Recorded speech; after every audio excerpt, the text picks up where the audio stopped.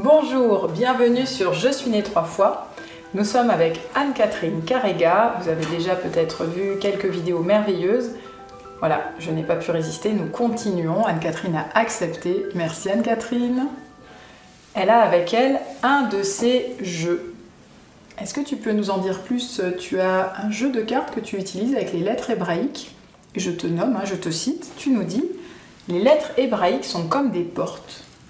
Oui, c'est comme les portes dans la médecine chinoise en fait. Les lettres hébraïques sont des énergies et elles sont à l'intérieur de nous-mêmes. Il suffit juste de les réveiller en les chantant par exemple. Et donc je m'en sers parce que c'est à la fois un alphabet. Elles sont toutes mises à l'envers, mais voilà. C'est un alphabet, donc il y a un ordre. Et ça sert de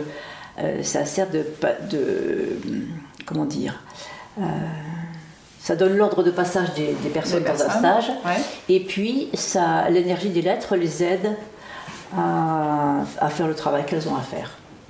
Tu peux nous donner un exemple par exemple? Eh ben, je ne sais pas, si on prend par exemple la porte, la lettre Dalet qui est la porte, c'est effectivement, on va trouver quelle est la porte peut-être à l'intérieur de la personne qu'il faut aller ouvrir. Ou bien le Samer qui est une lettre de recentrage, donc c'est voilà, comment aller recentrer les énergies à l'intérieur de la personne. Mais ça passe par le chant. Avec moi. Ben oui. Avec moi, ça passe par le chant. C'est-à-dire que tu peux chanter le passage d'une porte. Je peux demander à la personne déjà peut-être d'identifier la porte qu'elle a à passer. Si elle ne le sait pas, ben on verra bien ce que ça donne, mais peut-être elle a une idée quand même. Et du coup de passer, de chanter effectivement le passage de cette porte. Et ça marche? Ça peut marcher, oui. Ça veut dire que ce que j'entends de ce que tu me dis et ce que j'ai aussi vu et entendu avec toi, c'est que y a des portes vraiment qui peuvent être passées par le son. Bien sûr. Et quelque chose se met en... Parce que nous avons un jeu de mots, les thérapeutes, parfois nous parlons de guérisson. Parce qu'évidemment, guérison, guérisson. Et avec toi, je trouve que ça prend encore plus son sens. Ce son de vie qui vient oui. ouvrir des passages, quoi. Bien sûr. En fait, il n'y a pas que le son, parce que pour chanter, il faut aussi respirer. Ah, ok, le souffle. Le souffle. Eh bien oui.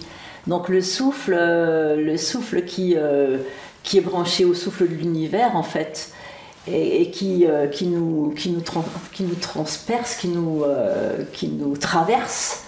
Et le son, c'est ce que je rends moi de ce souffle en fait. Le souffle me traverse. Et je mets le son et je rends quelque chose de moi par le son en fait. Alors c'est intéressant parce que j'ai pu observer par rapport au travail avec toi qu'il y a des personnes qui aspirent peu. Enfin, tu leur faisais carrément ouvrir, enfin vraiment. Oui. Tu leur disais, inspire, et effectivement ça inspirait peu. Et puis certains où finalement le souffle sortait peu. Oui. C'était très étrange de voir cet échange qui était difficile finalement. On peut imaginer que, puisque quand j'inspire, je suis dans l'accueil, donc je suis dans le principe féminin. Quand j'expire ou quand je chante, je suis dans l'émission, donc je suis dans le principe masculin. Donc peut-être qu'effectivement, certaines personnes peuvent avoir des difficultés avec l'un ou l'autre principe par rapport à leur vécu, à leur histoire de vie. Et d'ailleurs, souvent, l'inspire, c'est quel est mon rapport à la vie? Comment j'accueille la vie en moi? Parce que souvent, nous bidouillons plus ou moins avec ça. C'est-à-dire que nous accueillons la vie, mais en même temps, oui, il faudrait qu'elle soit comme ci, il faudrait qu'elle soit comme ça, pour que ce soit... Et non, la vie, c'est un don, et c'est comment sommes-nous capables d'accueillir ce don? Et ce qui m'a surpris, c'est que ce soit des gens jeunes ou moins jeunes, finalement, c'était intéressant parce que certains, ça les renvoyait vraiment au tout début de vie, où finalement, il n'y a jamais eu un vrai inspire, quoi. Oui, quand à la naissance, il y a eu des problèmes, pas forcément graves d'ailleurs, mais où la personne n'a pas forcément bien respiré, où il y a eu un petit traumatisme, bien sûr, ça... Et évidemment, nous construisons toute notre vie sur ce moment-là. Donc, Donc chanter, finalement, même pour les petits, il y a quelque chose d'un acte de la vie, oui, bien sûr. De la vie, quoi. Bien sûr. Même si le travail que je propose, c'est un travail vraiment d'adulte. Oui, oui. Hein, là, je renvoyais juste au fait, si des parents nous regardent, oui. Bah, finalement, chanter, c'est pas que des chansons, parce que parfois il y a des parents qui me disent oui, mais alors les chansons d'enfants, mais c'est toute la vie qui circule dans ces chansons, ça t'inspire, c'est oser émettre sa voix, finalement c'est riche, quoi. Bon, ça peut être chanté à tue-tête, ça peut être, voilà. Même émettre des sons. Improviser, c'est émettre des sons, mais c'est important parce que c'est effectivement l'expression de soi, de soi-même. Mais oui, bien sûr. Ça, c'est très important. Donc ça peut être des chansons, mais ça peut être effectivement simplement des sons ou même... voilà. D'ailleurs, on voit bien que les enfants, moi j'ai enseigné au conservatoire avec les petits de l'éveil musical, je leur faisais faire des sons incroyables, ils adoraient ça. C'est quoi un son incroyable? Je leur faisais imiter des choses, je pouvais faire des cris ou je pouvais faire des... peu importe. Mais ils aimaient beaucoup ça parce que c'est effectivement, je peux m'exprimer au travers du son. Sinon, si je ne m'exprime pas, qu'est-ce qui se passe? Ça s'imprime à l'intérieur. Ah, puis c'était, j'allais dire drôle, mais le mot est vraiment pas bien choisi. Mais c'était intéressant de voir des personnes qui changeaient de voix après avoir osé émettre leur voix. Ils changeaient leur voix, même parler. Oui. Il y avait une tonalité qui était... moi, je pense à des hommes en particulier où la voix, vous avez une voix pleine, oui, qu'ils n'avaient pas avant. Ça m'a touchée. Oui, parce que le son va toucher tous les niveaux de l'être. Et bien sûr que ça va toucher à l'énergie de vie. Ouais. Si je demande à quelqu'un d'inspirer et de descendre vraiment à l'intérieur de lui-même, le son ne peut pas être le même que s'il respire juste en haut. Et donc après avoir chanté certains sons, la voix parlée quelque part elle se met en résonance avec la voix chantée. Mais il faut quand même savoir que la voix parlée, par contre, ça peut être plus difficile à ce qu'elle se transforme parce que nous avons toute une habitude.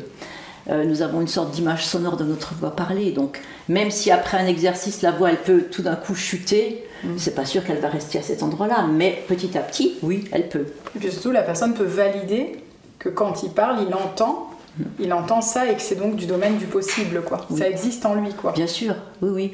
Et même quelquefois les gens me disent mais je peux vraiment parler avec cette voix-là? Ah oui. Et je dis, bah oui, écoute, ça c'est vraiment ta voix.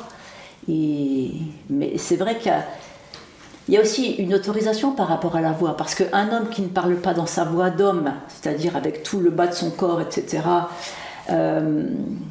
ça veut dire quelque part qu'il reste encore un peu un enfant ou un adolescent ou quelque chose comme ça. Donc ça veut dire, je prends ma place d'homme complètement. C'est intéressant parce que ce soit homme ou femme, j'ai entendu plusieurs fois Anne-Catherine dire « Ne cherche pas ma validation, c'est ok, ose, exprime-toi ». Et c'est vrai que c'est récurrent, s'autoriser à avoir sa voix, alors que tu pourrais dire « C'est naturel, pas tant que ça finalement ». Pas forcément. Ouais. Non, pas forcément. Donc il y a vraiment quelque chose, une reconquête de la voix. Absolument, oui.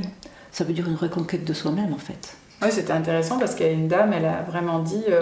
ce soir, pense-y, demande à récupérer ta voix. Je trouvais que c'était touchant. Je me suis dit, c'est combien d'années, finalement, elle était à côté d'elle-même, quoi.